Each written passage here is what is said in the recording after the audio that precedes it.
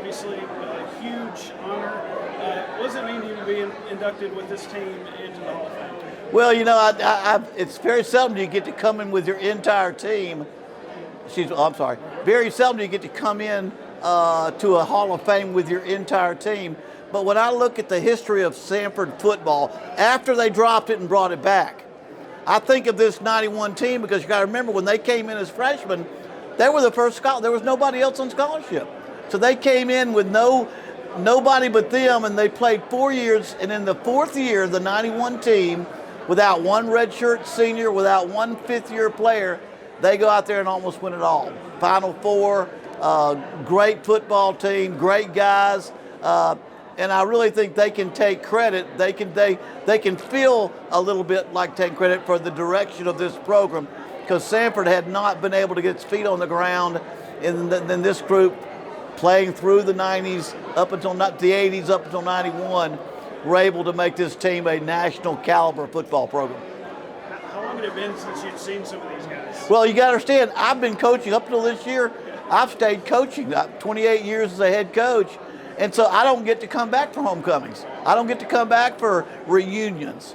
And so I don't get to see anybody, nor do I get to see the facilities. Now, I've driven on campus a few times, and this has always been Bowden's school. Florida State may be my dad where he coached.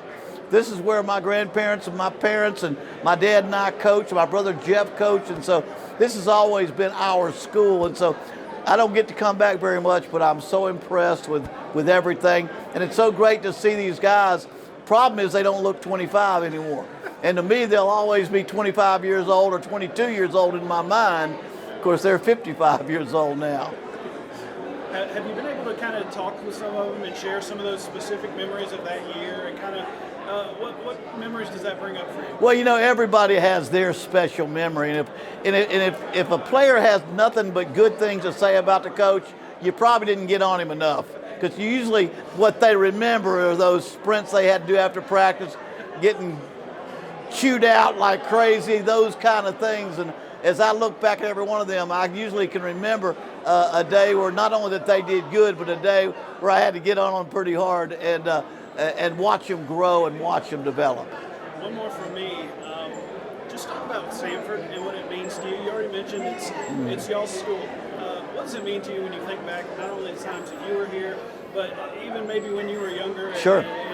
Just give me kind of your recollection and your thoughts on Samford. Well, I think not just for me, but most of our Bowden family, it holds a special place in our heart. Because my parents didn't go to Samford; they went to Howard College over in East Lake, and that's where they went to school. But my dad became the head coach here in '59 through '62.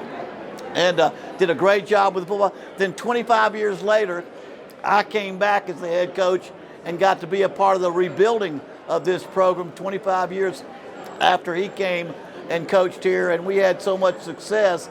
But I slid down those hills on the first football game I ever went to in college, sliding down the hill at Samford Stadium. That's where I went. Louisiana College, a bus trip, I was on that bus laying up in the luggage rack. On the first game I ever traveled was with Samford University to a football game. And so great memories. It was just a blessing to be able to come back here with my brother and brother-in-law. Jack Hines was my defensive coordinator. My brother was my offensive coordinator. And then we were able to take this program and bring it back to where it's gotten to be at the elite level of 1AA football. I lied. I said I had one more. I've Yeah. got one more. You mentioned your dad. Uh-huh.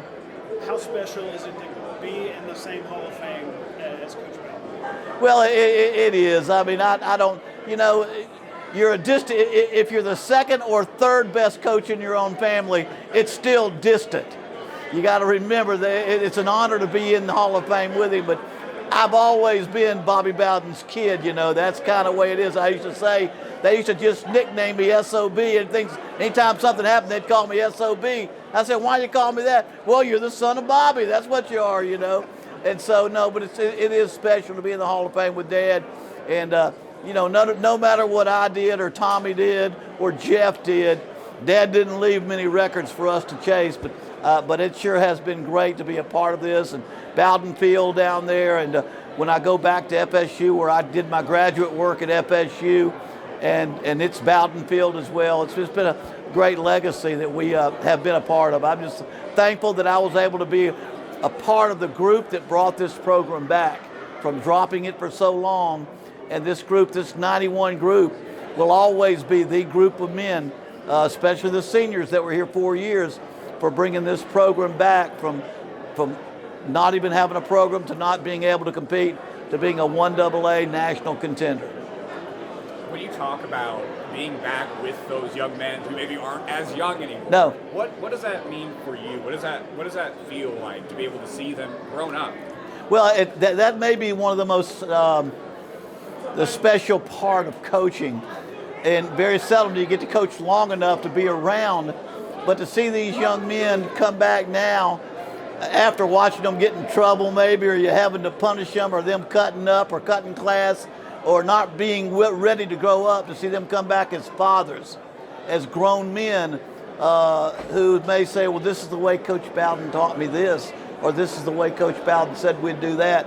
Very special to see the guys like this. I saw Brian Fisher over there, and a lot of people don't realize I coached Jimbo Fisher out of high school and through college, but his younger brother Brian was with me 4 years too, and he was a part of this experience. So it always is good to see these young men as adults and as fathers and husbands, because too many times we all have to put up with that. Well, kids today or players are, they've been enabled, they don't appreciate anything, they don't show respect.